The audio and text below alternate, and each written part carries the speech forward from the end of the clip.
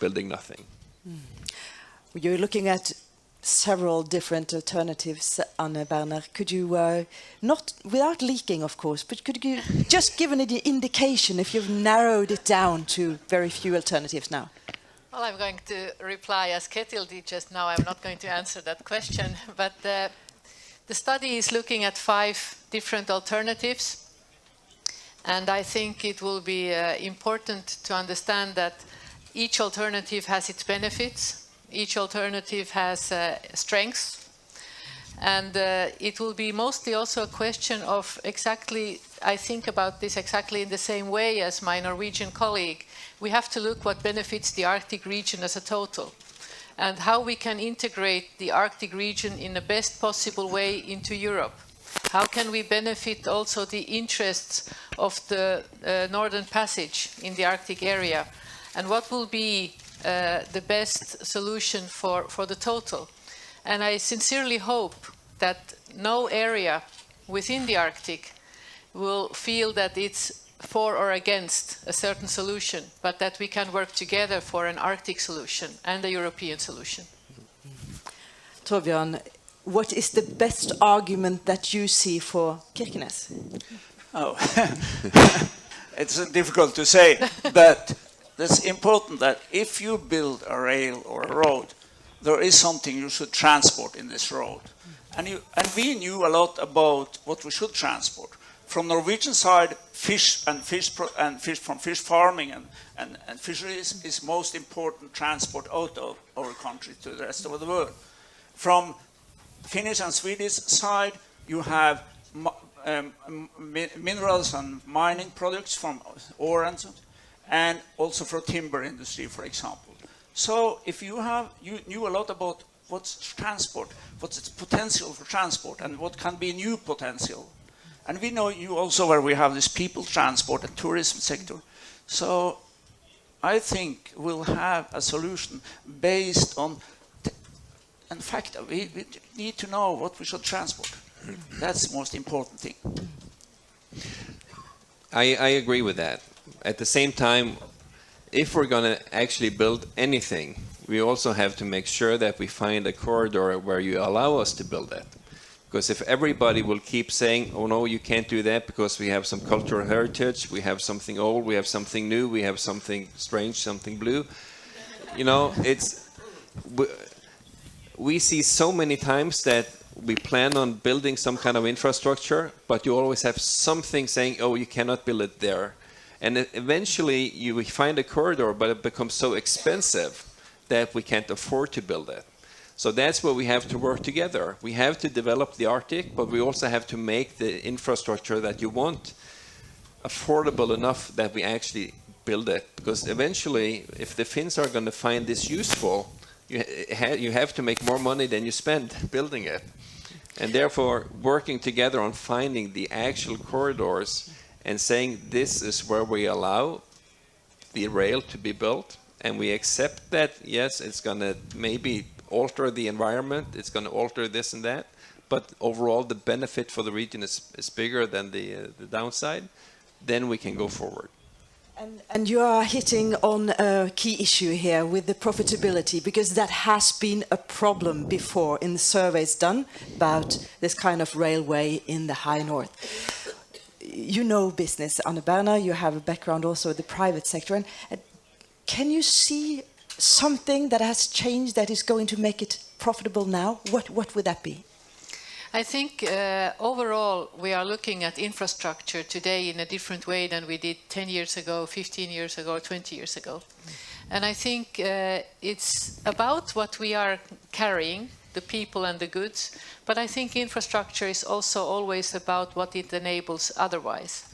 What kind of investments it will bring, what kind of development in the ways people are living it will bring, and it will also bring ways where we have an accessibility which is can be valued in different ways. And when we look at our main infrastructure, whatever it is, also the first rails built sometimes, they were never profitable. And when we look at the metros built between our cities in the southern parts of Finland, they're not profitable as such.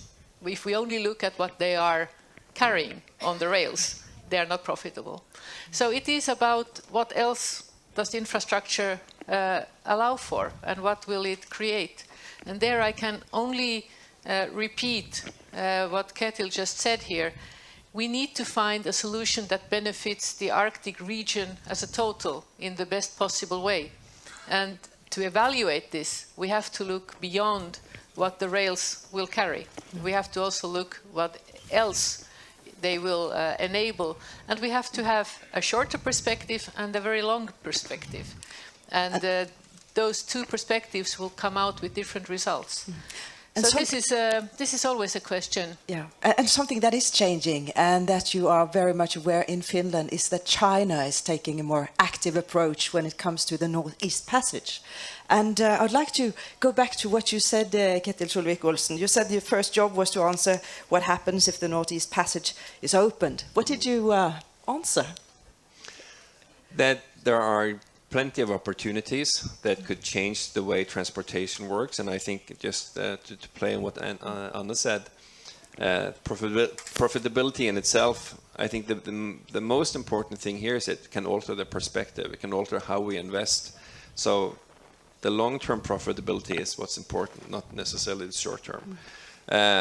What we found is that great things can happen. Leif Høeg was going to follow the development, but it was too early to put the big money into it yet, because too unpredictable future. I think we have moved on further, and the potential for making money for developing business is a lot greater today. And there is the potential to become a new hub of a new maritime Silk Road, is what people are talking about, maybe here in Kirkenes. How do you look at that, Torbjørn? Oh, yes, we have to think that this could be a harbor, it could be a point where transport system meet, and it could be a connection, of course, to the northeastern sea route and to the Barents, but we also have to look south, and I'm thinking Finland is thinking very strategic now, so it could be a short way from Europe to the Arctic, if you look at that.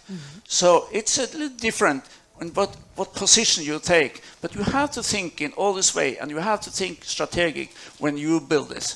Therefore, we are planning a harbor for the future, which can have this position. And the aim is actually, you're looking at maybe one of the biggest in Europe. Yeah, it could be a connection to Europe. There is one thing that's very important now with all the time we are talking about transport, and that's about harmonizing and standardization. How we need to have more standard. There's one thing we can't do anything with. That's the guy with for rails. What's the distance between the two rails? Because that's different from Finland, Russia, and Western Europe. And someplace you have to change it. You have to meet this and make them together. But you can't change otherwise. If you are thinking about transport on roads, we have to harmonize much better. And if you are thinking about ITS, of course, we have to harmonize and have the same standard. Otherwise, it's not possible to have border crossing transport system. And here is a question that goes to you from the audience about a smart road. Are you looking at establishing a smart road testing arena to use new technology on the road between Kirkenes and Murmansk? Yes, the Russians have had some interest in having more. They want to take part, as far as I knew, in this development that's happening now. And they have asked, and we have had a discussion, and I have said to the Russians, it could be possible that we could use E105 as a pilot between Norway and between the Western countries and Russia. It is possible, but they also want, because we are not harmonized today. For example, a truck is crossing over from Storskog. In the Norwegian side, it can have today 60 ton, and it can be 25 meter. We come to Russian side, it can only have 40 ton. And I said, if we harmonize also the other situation, that we can have a border crossing transport, then we can also discuss and have a pilot for ITS.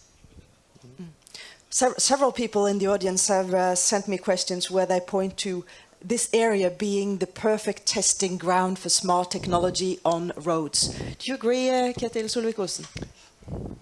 It's perfect, but let me say there are many places that are perfect. So we should not fool ourselves to believe there's only one place. What makes it more perfect, though, is if you have a lot of communities around, businesses around that can provide services. So if you expect the government to come in and make all the job, well, there are a lot of competition.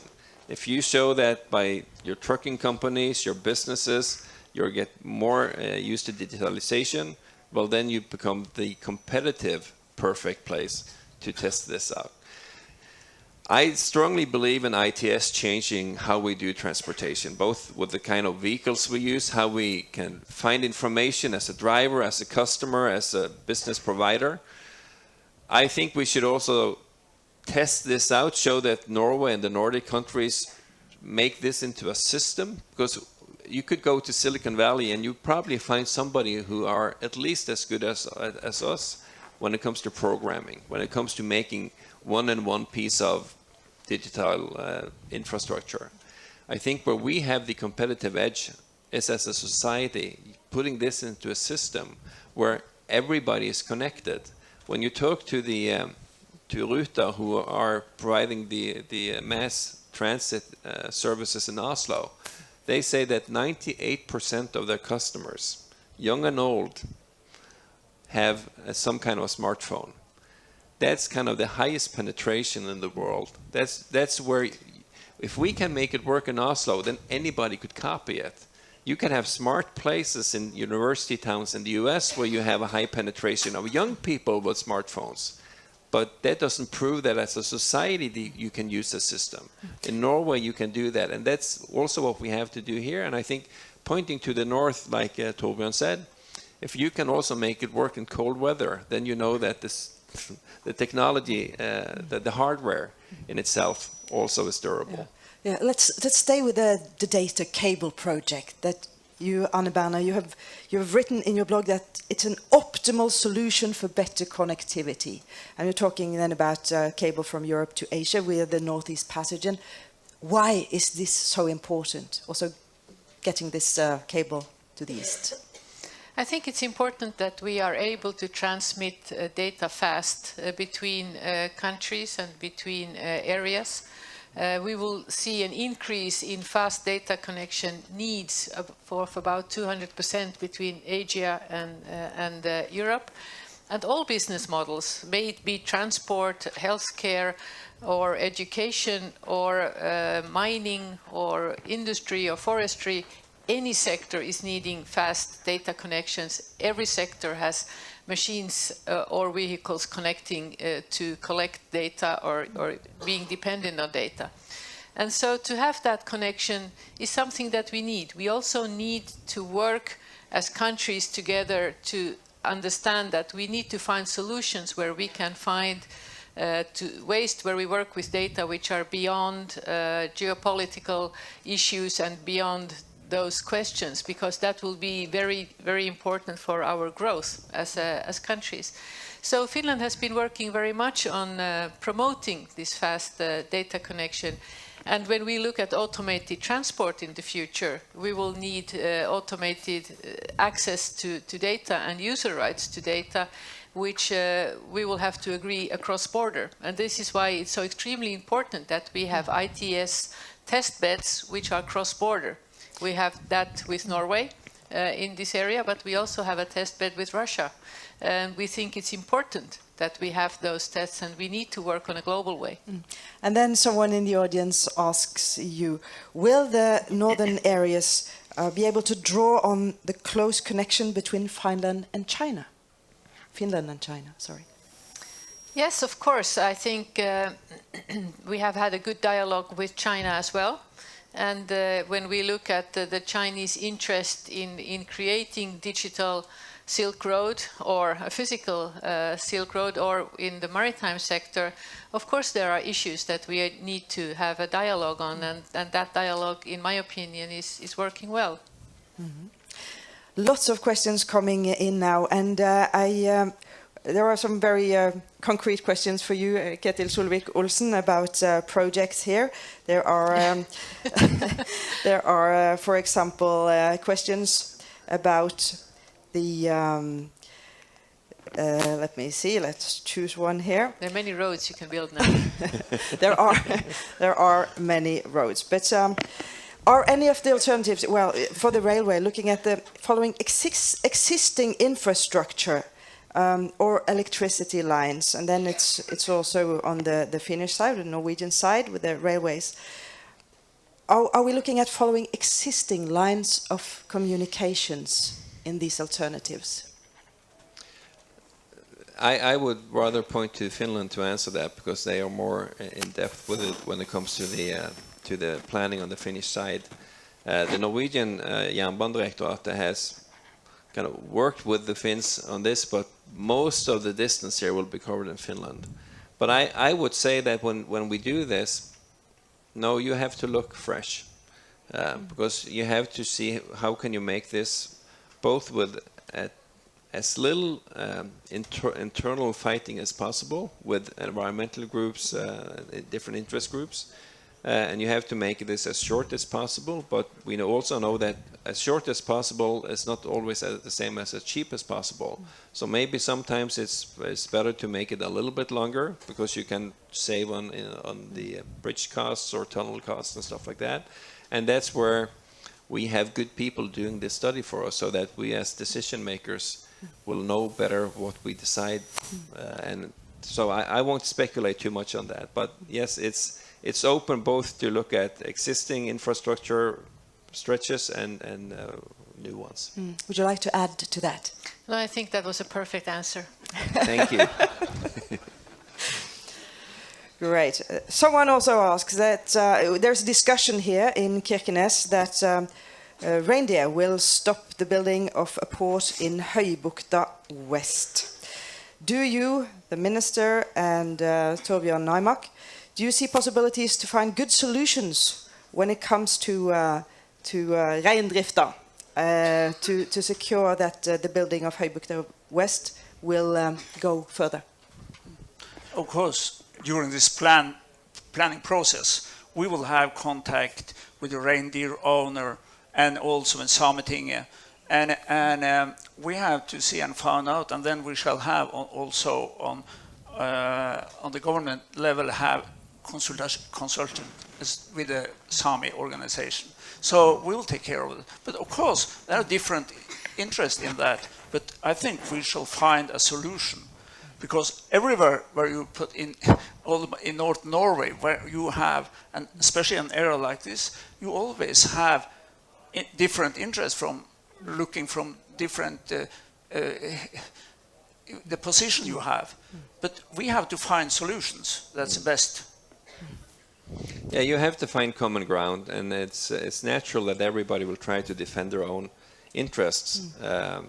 But we have to make sure that in this process you include everybody. Everybody feels that they are listened to, and you find the best common ground possible. But the overall objective must be that we should try to develop the region. We should try to build infrastructure, making new investments, better life, more welfare possible. And we all have to give and take some in this sense. But if the solution is that you just overrun one group to benefit everybody else, of course, the group being overrun will not be a part of it. Briefly. Just one thing about reindeer and also moose. Using ITS, we can avoid accident with reindeer, and reindeer will be killed on the roads. So we can save many reindeer's life in the future also. So there are many positive things also for the reindeer's owners that's happening now. I'd like to touch on what you said, Berner, about the new business models that we may have to look for. Because in some areas, especially when it comes to digital infrastructure, we're seeing big private companies taking the lead, not states, but private companies actually building this infrastructure. We're foreseeing an internet for everybody, everywhere, maybe built by a private company. What role do you see for the private sector when building infrastructure up here in the north? I think private sector should have a role and also be a driver, especially when we look at creating test beds, when we are looking at creating new understanding, but also to see what will be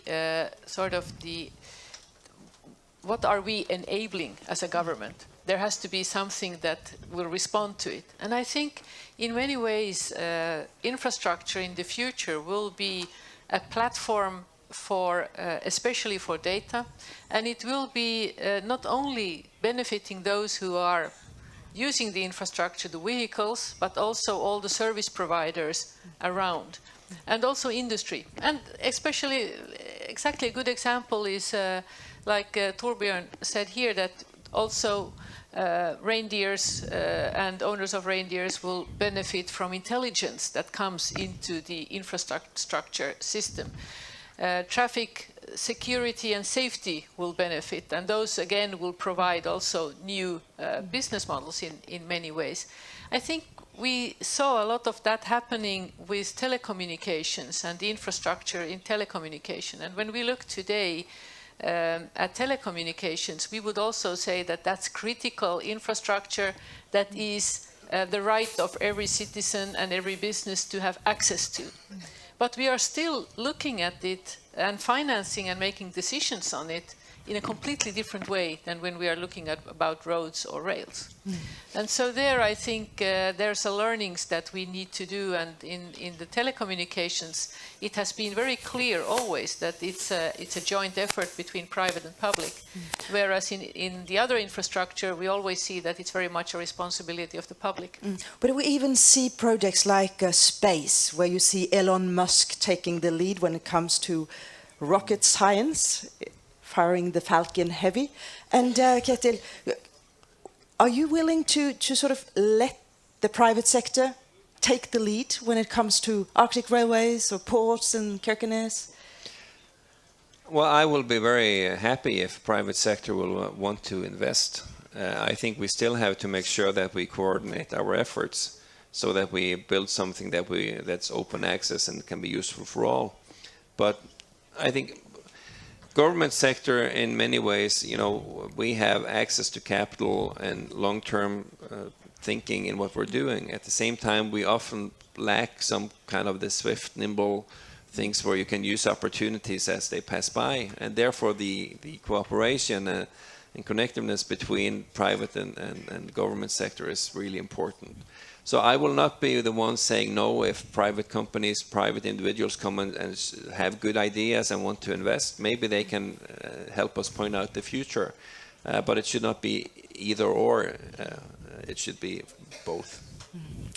And we have so many questions coming in for you, but I am afraid we have to stop here. But we're going to have a little celebration today, and Torbjørn, you'll talk more about that. Yes, it's important. As I said, we have this main corridor, and this corridor must be logic, and it should give a good information system to they who use these corridors. So therefore, also we have a system with road number and so thing. It's not just a sign; it's also a part of this information system of various corridors. And in joint Barents transport plan, we have been working and said that we should have a better corridor system. And we have an example now. And if we have to move, I think, a little aside, but we will remain on the stage. And then we will show a short film about changing road number.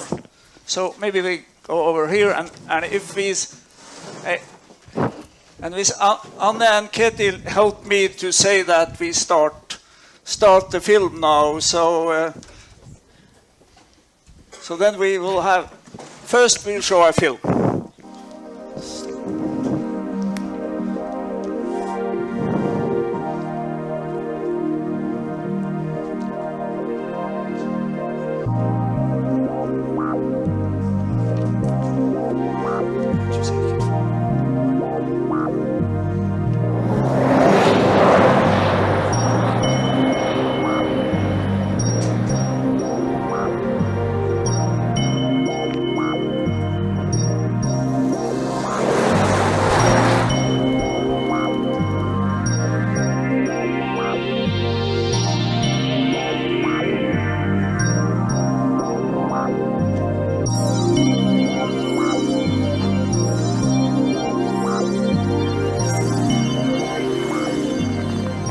kuudes pohtiin Goatagate.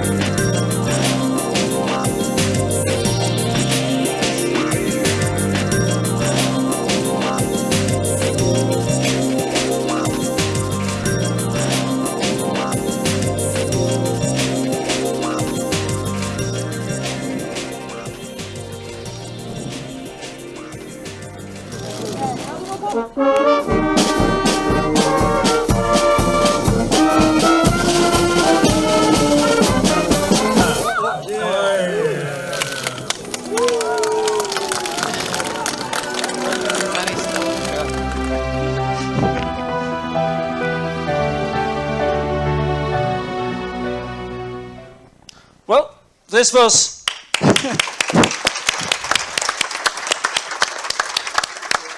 this is so on this map that we could have done it outside, but it's cold and you have to be so many places at the same time, so we use this film. But earlier E45 stopped on Swedish side in Karesuvanto. It didn't even have connection to E8. Today it's connection to E8 and the system going through Finland to Hetta and now continuing to meet E6 in Alta.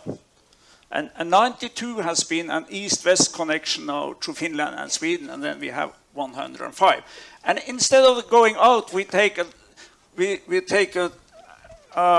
have this sign and uncover the sign for this new E45. So if you ministers will help me, maybe it's I have to take it up.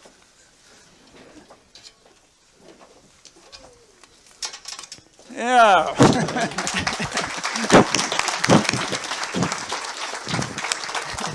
Thank you. Thank you.